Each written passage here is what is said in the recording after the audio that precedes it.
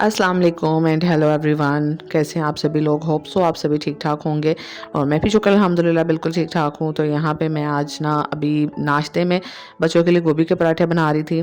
2 दिन पहले मैंने गोभी बनाई थी लेकिन फ्रीज़र में पड़ी हुई थी, तो मैंने कहा चलो इसके ना पराठे बना लेती हूँ, क्योंकि हमारे घर में ना गोभी बस बच्चे एक ही टाइम खाते हैं। दूसरे टाइम या तो अंडों के साथ खा रहे होते हैं या फिर ना सुबह मैं नाश्ते में फिर इस तरह पराठों के अंदर लगा लेती हूँ। इस तरह फिर वो आसानी से, क्योंकि उनको ना पराठे हर चीज़ की पसंद है, चाहे वो दाल के, गोभी के, आलू के, मूली के, यानी पराठों में लगी हुई चीज़ ना बच्चे आसानी से खा लेते हैं। तो यहाँ पे फिर ना गोभी जो है वो ज़रा ऑयल में बनाई हो तो वो आपको पता है कितनी मतलब वेट वेट सी होती है और पराठों में से ना बाहर निकल जाती है। तो मैंने उसके अंदर हल्का सा आटा मिक्स कर दिया था और बड़े एहतियात से ना मैंने फिर उसके अंदर फिलिंग करके बना लिए थे। अच्छा, पहले मैं गोभी के पराठे बनाती थी ना, तो इतना गोभी के पराठों का बिल्कुल ना सत्यानाश हो जाता था। सारे पराठों में से गोभी बाहर निकल आती थी। मुझे ना बनाने का तरीका भी नहीं आता था, बट अब मुझे आहिस्ता-आहिस्ता समझ आ गई। मैं बड़े प्यार एहतियात से बना लेती हूँ और साथ में बच्चों के लिए ना हाफ़ फ्राई एग भी बना रही थी। और अक्सर आप कहते हैं कि आप या बहुत ज़्यादा एग इस्तेमाल करती हैं नाश्ते में, तो एग खाने का कोई नुकसान नहीं है, बल्कि ये प्रोटीन होता है और शुगर वालों के लिए भी बहुत अच्छा होता है।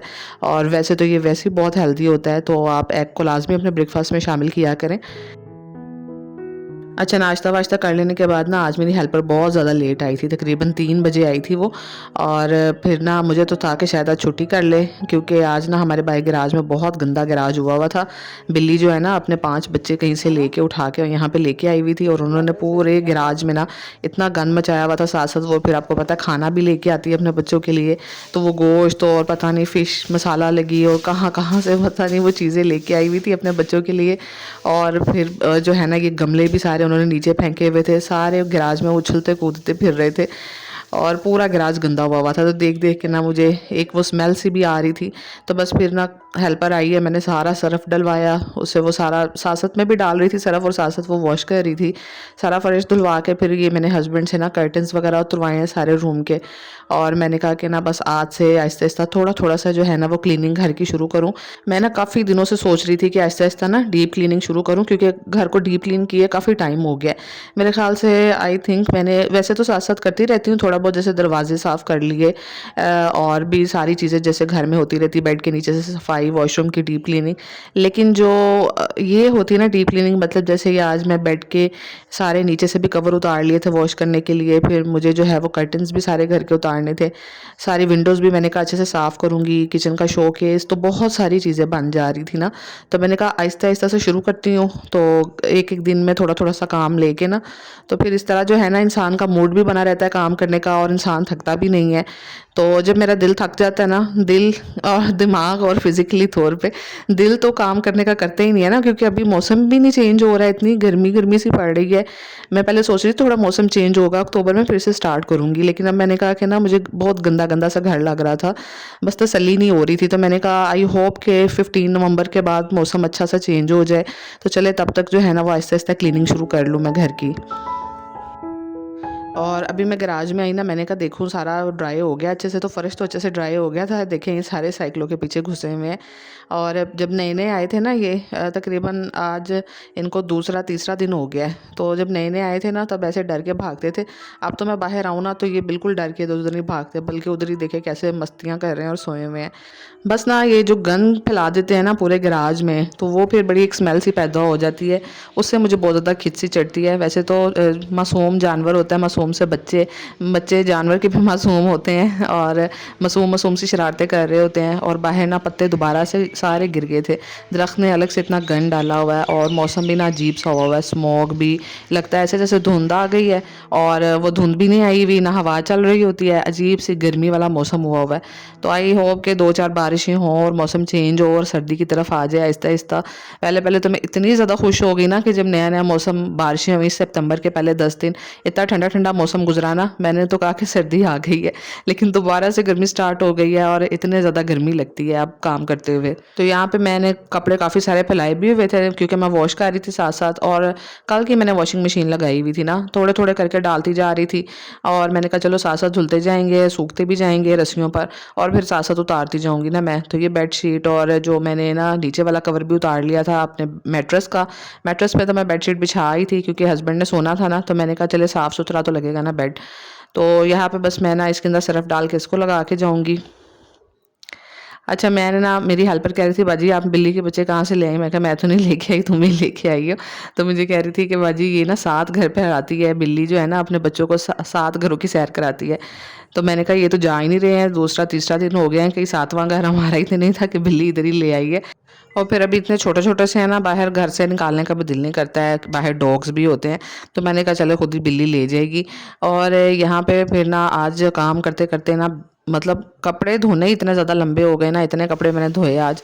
साथ-साथ चाहे वॉशिंग मशीन ऑटोमेटिक है, लेकिन फिर भी उनको फैलाना, सुखाना, टाइम पे अंदर लेके आना, क्योंकि बारिश का भी ना कोई पता नहीं है। एक दफ़ा हल्का-सा छींटा बारिश का बाहर लग भी गया था, इसी तरह ही हल्की सी धूप निकली हुई और बारिश भी स्टार्ट हो गई बीच में। तो वो कपड़े तो फिर आपके भीग जाते हैं ना, थोड़ी देर के बाद रुक भी जाती है। तो मैं फिर अंदर ले आई थी कपड़े, और यहाँ पे ना फिर मैं आज बनाना था बीफ यखनी पुलाव। तो दिल तो था कि हस्बैंड भी घर होंगे ना तब बीफ यखनी पुलाव बनाऊंगी, क्योंकि उनको बहुत ज़्यादा पसंद है और वो लेकर भी आए थे अपने लिए। लेकिन ना वो तो फिर जॉब पे चले गए, और बच्चे जो है ना वो उन्होंने शोर मचाया हुआ था कि हम लोगों ने ना यही वाला खाना है, बाकी कोई सब्ज़ी वगैरह आज ना बनाएं। तो फिर मैंने ना इतनी मैं थकी हुई थी कि मैंने बस फटाफट से बनाने की। मैंने सिंपल से ही मसाला भूना, नॉर्मल जिस तरह हंडिया का भूनते हैं, बस उसके अंदर जो है साबुत गरम मसाले डाल दिए थे, दही डाल दिया था। और मैं कभी इस तरह बना रही हूँ ना, तो मैं उसके अंदर ना बिरयानी मसाला किसी भी पैकेजिंग में हो तो मैं बिरयानी मसाला डाल देती हूँ, तो उसका भी जायका बड़ा अच्छा आ जाता है। वो पुलाव के अंदर ना थोड़ा हल्का सा स्पाइसी हो जाता है, तो मज़े का लगता है। लेकिन आज मैंने नहीं डाला था, मुझे याद ही नहीं रहा। तो बस चावलों को दम लगा दिया मैंने, और ये थोड़ी सी सब्जियां आई हुई थी यहाँ पे ला के रखी हुई थी, तो मैंने कहा जितनी देर दम पे है ना चावल, साथ साथ इनको भी मैं समेट लेती हूँ। आप लोग भी अक्सर कह रहे होते हैं कि आपके व्लॉग्स जो है ना काफ़ी लेट आते हैं, तो बस देख लें, इतने सारे काम होते हैं ना, उसमें इंसान थक जाता है। तो फिर मैं कहती हूँ अच्छा 2 से 3 दिन के बाद व्लॉग डालूंगी। तो बस 3 दिन होते होते 4 दिन हो जाते हैं कभी कभी, और इस तरह दिल ही नहीं कर रहा होता ना। लेकिन अब मैं कोशिश करती हूँ, आपको पता है पीछे भी मैं रेगुलर व्लॉग डालना शुरू कर दिए थे जब मैं कोशिश कर रही होती हूँ। और अभी भी आज भी ना मैंने सोचा कि नहीं, आज हर सूरत में ना मैंने व्लॉग डालना ही डालना है। तो आप लोग का बहुत ज़्यादा शुक्रिया, आप लोग जो पसंद करते हैं व्लॉग्स को ना, और देखते भी और कहते भी हैं कि आप ही ज़रा जल्दी डाल दिया करें व्लॉग्स ना। तो खैर यहाँ पे ना मैंने खीरे वगैरह निकाले, और ये मेथी का पत्ता बीच में से निकला है। मेथी भी आपको पता है सर्दियों की सौगात है, और सर्दियों में मेथी आती है। गर्मियों में तो आई थिंक मेथी मैंने कहीं नहीं देखी। ये जो भिंडियाँ हो गई, और जैसे गोभी तो आपको पता है कि सर्दियाँ गर्मियाँ ही आती रहती है। और भिंडियाँ करेले भी अक्सर जो है ना, अब दोनों मौसम में सब्जियों की दुकान पर नज़र आ जाते हैं। लेकिन जो मेथी वगैरह है ना, ये आई थिंक पालक भी, ये मेरे ख्याल से मैंने नहीं देखी कि कभी जो है वो गर्मियों में सब्जी की जो है ना दुकानों पे वहाँ पड़ी हो। तो मेथी तो स्पेशली मुझे लगता है कि ना सौगात ही सर्दियों वाली है। तो मेरे बच्चों को मेथी बहुत पसंद है, मुझे खुद बहुत ज़्यादा पसंद है, हम भुनी हुई मेथी बनाते हैं। लेकिन मेथी का ना सबसे मुश्किल काम ना मुझे काटना लगता है, क्योंकि हम लोग उसको भून के बनाते हैं, पानी के अंदर नहीं बनाते। तो उसको बहुत बारीक बारीक मैं काटती हूँ, तो मेरे ना हाथ रह जाते हैं। फिर मेथी को तोड़ना, साफ़ करना, बनाना, उसकी निस्बत ना मुझे पालक बनानी ज़्यादा आसान लगती है। तो मेरा दिल होता है कि ना कोई ऐसी भी सब्ज़ी की शॉप हो कि वो एक्स्ट्रा पैसे ले ले, और मेथी वगैरह ना उन्होंने काट वाट के रखी हो, हम जैसी हाउसवाइफ के लिए जिनको पसंद भी है और काटने का भी दिल नहीं चाहता। ऐसे ही जैसे वो छोलिया वगैरह का रखा होता है ना उन्होंने, दाने निकाल के छोलिए के भी, वो भी सर्दियों में, मतलब मिड वाले सीज़न में आई थिंक आते हैं, नॉर्मल से मौसम में। तो वो भी बहुत मज़े का लगता है, उसके भी चावल बनाए हो ना। और जो मटर हैं वो भी हम लोग ना बहुत ज़्यादा उसके चावल ही बनाते हैं, क्योंकि मटर भी जो है ना वो मेरे बच्चों को इतने ज़्यादा सालन में पसंद नहीं है। कभी कभी होता है कि मैं मटर गोश्त बना लूँ या मटर का रायता बना लेती हूँ, वो बच्चे खा लेते हैं। तो इसी तरह सब्जियों को ना मिक्स एंड मैच करके मैं बनाती हूँ, जिस तरह सबकी एक वो पसंद होती है ना, अपने अपने घर में पकाने का एक तरीका होता है। जैसे जैसे घर वालों को पसंद आता है, वैसे वैसे हम लोग ढलते जाते हैं, उसी तरह चीज़ें पकाना शुरू हो जाते हैं। सो यहाँ पे पुलाव बन के रेडी हो गया था। तो बीफ पुलाव का ना अपने एक टेस्ट होता है जो चिकन से ज़्यादा मज़े का बन रहा होता है। तो खैर यहीं पे हम अपना डिनर करेंगे, डिनर का टाइम हो गया था। और आपको अल्लाह हाफ़िज़ कहूँगी, इंशाल्लाह नेक्स्ट व्लॉग में मिलूंगी। दुआओं में याद रखना, अच्छा सा कमेंट करना, सब्सक्राइब करना। अल्लाह हाफ़िज़।